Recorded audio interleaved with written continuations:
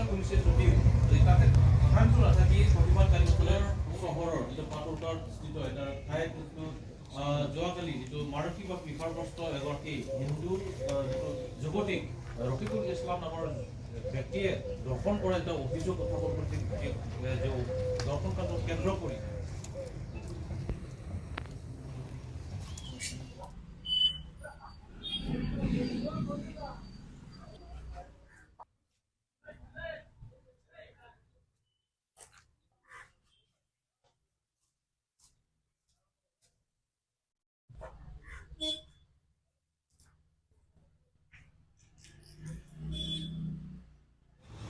সুৰমাৰ কৰিছে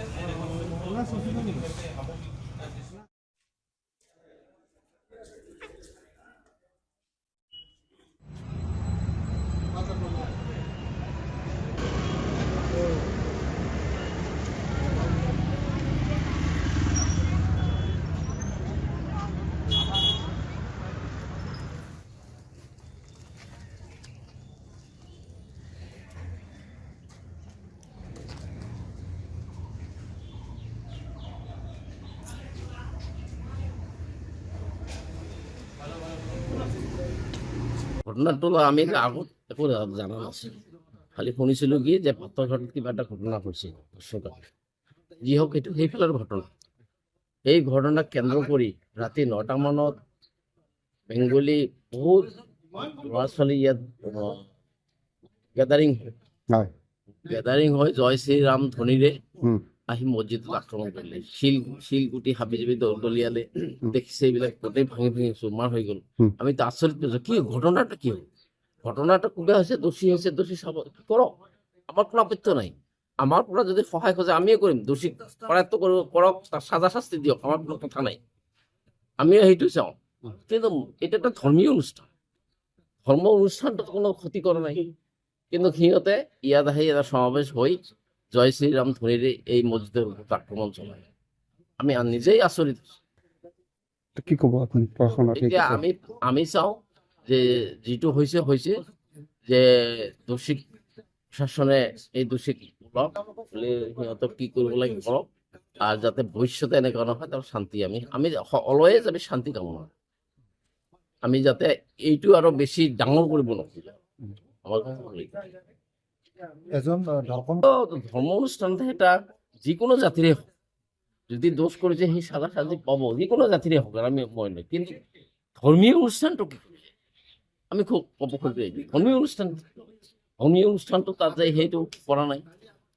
আৰ বহুত পাত্ৰঘাটত হৈছে, আৰ মছজিদটো হৈছে প্ৰপাৰ ডাঙৰ মছজিদ কি বাজাৰৰ ওচৰত। তাৰ পৰা সেই ইয়াতে সমাৱেশ হৈ মছজিদৰ ওপৰত আক্ৰমণ কেনে ধৰণৰ কথা? প্ৰশাসন নাই নেকি?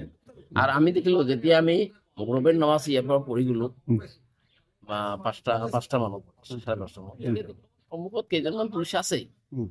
আমি ভাবিলো কি যে যিটো তাত এটা ঘটনা ঘটিছে, হয়তো থানাৰ পৰা পঠাই দিছে, তাতে তেনেকুৱা ধৰণৰ পৰিস্থিতি তাত নহয়, জাষ্ট খালি একটা মানে কি কৰে দেখিলো, সেই নিজে নিজে ঘৰত গুচি গলো।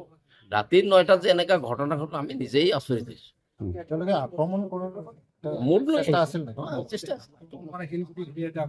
কিমান শিলগুটি এইবিলাক ঢলিছে, আৰু যদি আমি এই গেটত লগ নকৰিলো হয় হয়তো ভিতৰত সোমাই গ'ল হয়।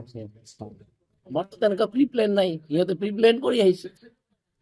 গতিকে লগে লগে আমি লগ কৰি দিলোঁ, চাৰিওফালে লগ কৰি দিলোঁ, ভিতৰত সোমাব। নহ'লে সিহঁতে চেষ্টা কৰিছিল ভিতৰত সোমাই মানে আৰু হয়তো বিৰাট এটা ডাঙৰ ঘটনা ঘটে।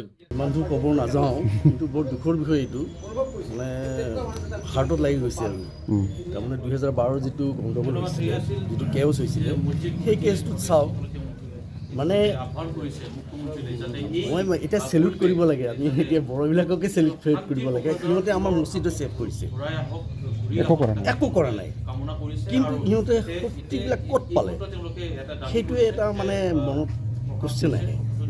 খুব দুখ পাইছোঁ, ইয়াতকৈ বেছি ক'ব নোৱাৰোঁ, কাৰণ এইটো ব্ৰিটিছৰ আগৰ হয় মছজিদটো, সেই ক'ব নোৱাৰিম। ঠিক আছে।